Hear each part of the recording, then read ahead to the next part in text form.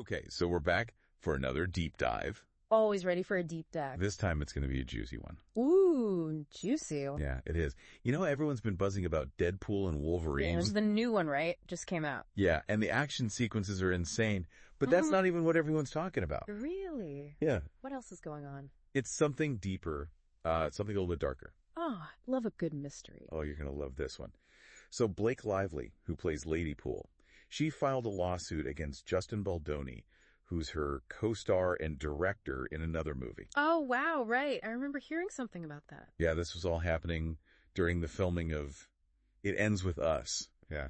Lively is alleging that Baldoni made some super inappropriate comments about her body. Like what? Like body shaming kind of stuff. Yeah, exactly. And she's also saying that he created a really hostile work environment on set. Baldoni is denying everything, of course. Of course, and what's he doing about it? Well, he's not just denying it, he's actually countersued Lively for libel. Oh, so he's saying she's lying and that it's damaging his reputation. Exactly. And this is where the Deadpool Wolverine thing comes in. Okay, I'm hooked. Tell me more. Fans are super convinced that there's a connection between the lawsuit and Ryan Reynolds' character, Nicepool. It's not just some vague connection either. They're talking about really specific details. Really, like what kind of details? So there's this one thing, right? Remember how Justin Baldoni used to always have that man bun? Yeah, I remember that. Well, guess what Nicepool is rocking in the movie? No way, a man bun. You're kidding. I'm totally serious. It's the same hairstyle.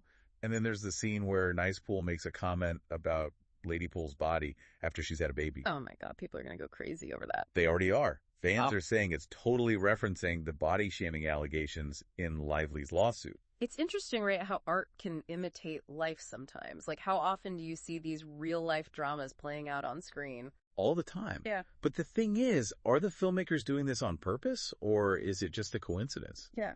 I mean, if they put that stuff in there intentionally as some kind of commentary, they could get in a lot of trouble. Oh, yeah. Legally, that could be a huge issue for them. It's tricky because Deadpool is known for being meta, right? Mm-hmm. Like breaking the fourth wall and making fun of everything. Could this just be part of that? I know, right? It's hard to tell what's intentional and what's not. And then there's another thing. What more is there? You're not going to believe this. Nicepool actually comes out and says, I identify as a feminist in the movie. Seriously, what does that have to do with anything? Well, think about it. Justin Baldoni has been so vocal about being a feminist. Remember that TED Talk he did? Oh, yeah, where he was talking about all that stuff. Yeah, I remember that now. So is this line in the movie, is it meant to be like a dig at him? Are they making a connection? Wow. It's a really bold move if they are, right? And it opens up a whole other can of worms. Like, how are male filmmakers portraying feminism in their work? Are they doing it in a way that's genuine, or are they just kind of using it as a shield? It's a really important conversation to be having, especially in Hollywood right now. Yeah. And there's another thing that just adds fuel to the fire here. You know how there's been so much talk about intimacy coordinators on film sets? Right. Super important to make sure everyone's comfortable, especially during those more sensitive scenes. Well, there's this one scene in the movie with Emma Corrin. She plays Cassandra Nova, the villain. And get this, it's a scene that involves physical contact, but they didn't use an intimacy coordinator. Oh, really? And this was filmed around the same time as the Lively Baldoni stuff. Yep. And when you consider Lively's accusations about those uncomfortable improvised moments on set, it makes you think, right, is this lack of an intimacy coordinator in Deadpool and Wolverine, is that a deliberate choice? And if it is, what are they trying to say with it? It's almost like a statement, right? Like they're choosing to not address this issue head on, or maybe they're even trying to make a point about how it's not always necessary. It's hard to say for sure, but it's definitely a decision that's going to raise eyebrows, especially given the current climate in the industry. It's interesting, isn't it, how you can watch a movie and think you're picking up on all these hidden messages, and then it turns out you were totally wrong? Mm-hmm. You know, I once thought a movie was making a huge political statement. We've all been there, right? Yeah.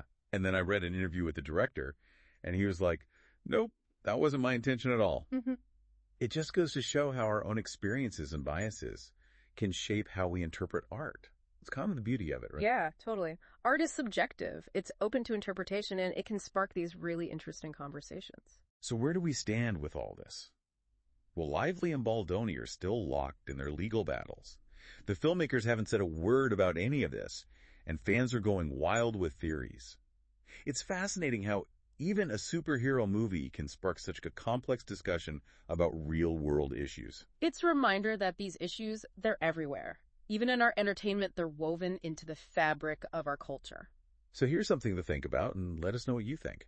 Does knowing about all this drama, does it change how you watch the movie?